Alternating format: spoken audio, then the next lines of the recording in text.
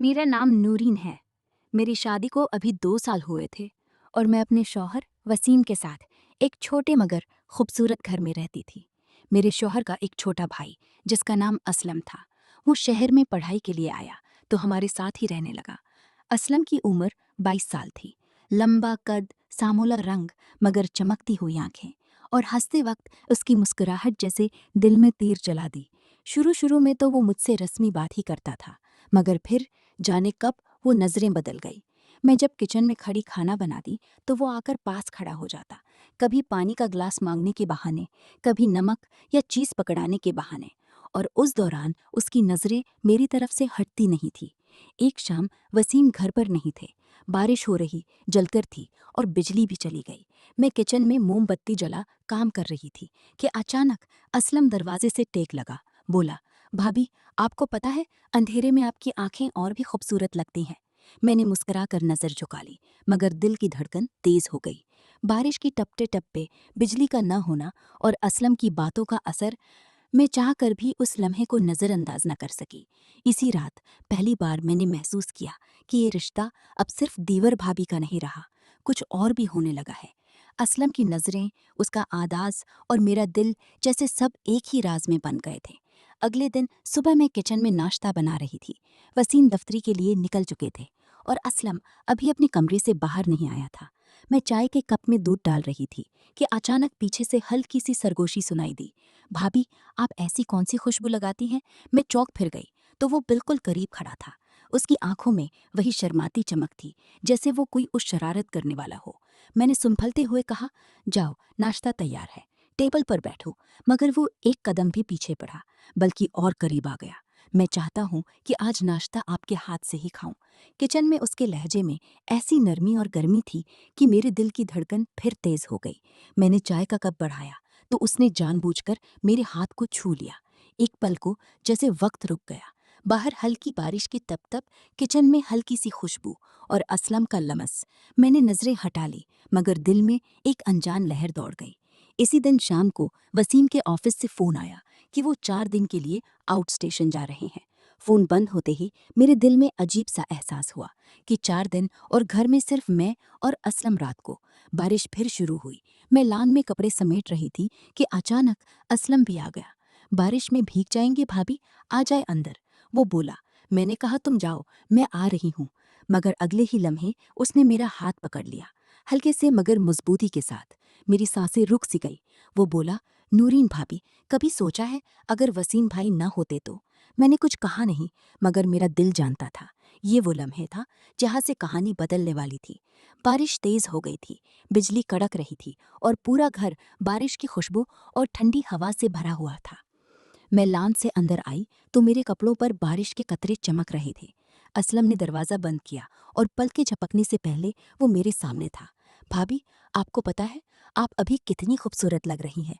उसकी आवाज़ में एक गहरी कांपहाट थी, जैसे वो खुद को रोकने की पूरी कोशिश कर रहा हो। मैंने नज़रें झुकाते हुए कहा, तुम ये सब क्यों कह रहे हो? वसीम को अच्छा नहीं लगेगा। असलम ने हल्की सी मुस्कुराहट के साथ कहा, मगर वसीम भाई तो यहाँ नहीं है और ये लम्हे सिर्फ हमारा है। मेरा दिल तेज धड़कने लगा। बारिश की बूंदें खिड़की पर टुकरा रही थी और कमरे में सिर्फ हमारी सांसों की आवाज़ सुनाई दे रही थी। मैं पलट कर जाने लगी तो उसने आहिस्ता से मेरा हाथ पकड़ लिया। नूरीन भाभी, बस एक पल ठहर जाए। मैं रुक गई। वो एक कदम करीब आया, इतना करीब कि मैं उसकी सांस अपने गाल पर महसूस कर सकती थी। उसने कहा, आप चाहें तो मैं कुछ नहीं कहूँगा, मगर आपकी आंखें सब कुछ बता रही हैं। मेरे दिल में एक तूफान था, एक तरफ मेरा फर्ज, दूसरी तरफ ये अनजान एहसास। मैंने आहिस्ता से हाथ छड़ाने की कोशिश की, मगर वो लम्हे, वो खामोशी जैसे हमें अपनी गिरफ्त में ले चुकी थी। बारिश बाहर जोरों पर थी और अंदर एक ऐसी कहानी शुरू होने वाली थी जिसका अंजाम हम दोनों को भी नहीं पता था। दिल की धड़कन जैसे सीधा फाड़कर बाहर आ जाएगी। उसने आकर मेरे कान के करीब सांस ली और हल्की आवाज में कहा, आज आपको रोकने वाला कोई नहीं। एक लम्हे के लिए हमारा फासला खत्म हो गया। उसके हाथ आहिस्ता से मेरे हाथों पर आए, जैसे इजाजत मांग रहे हों। मैंने न हाँ की न अनकार, बस अपनी नजरों झुका ली।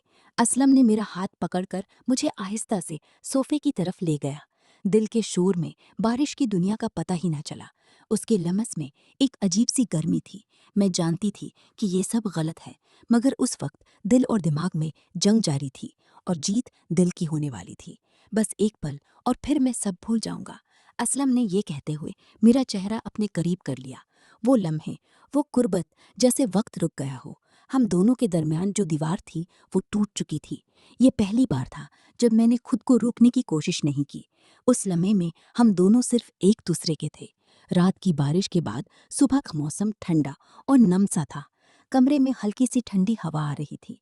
असलम नींद से बेदार हुआ तो सामने नूरीन को चाय का कप लिए मुस्कुराते देखा। उठ जाओ असलम, चाय ठंडी हो रही है, नूरीन ने नर्म लहजे में कहा।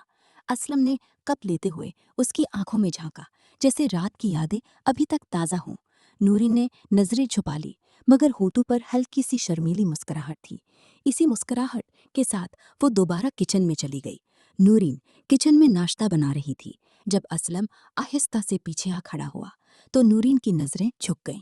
असलम ने उसका हाथ पकड़ा और किचन से ड्राइंग रूम तक ले आया तो नूरीन ने हल्की सी मुस्कुराहट के साथ कहा, असलम, अगर ये सब राज रहा तो ठीक है, वरना तो। असलम ने फौरन जवाब दिया, ये राज कब्र तक मेरे साथ जाएगा। ये कहकर वो और करीब आ गया। नूरीन का दिल जोर से धड़का, मगर वो पीछे भी नहीं हटी। दोनों के दरमियान की उर्बत अब पहले से भी ज्यादा तेज और गहरी होने लगी। शाम बारिश फिर से होने लगी। बिजली चली गई और पूरा घर नीम अंधेरे में डूब गया। असलम आहिस्ता से बोला, भाभी, उस मौके को हमें जाया नहीं करना चाहिए और उससे जितना फायदा उठा सकते हैं उठा ले। नूरीन ने धीमी सी आवाज में कहा, असलम, ये सही नहीं है, मगर दिल वो दिल है कि मानता ही नहीं।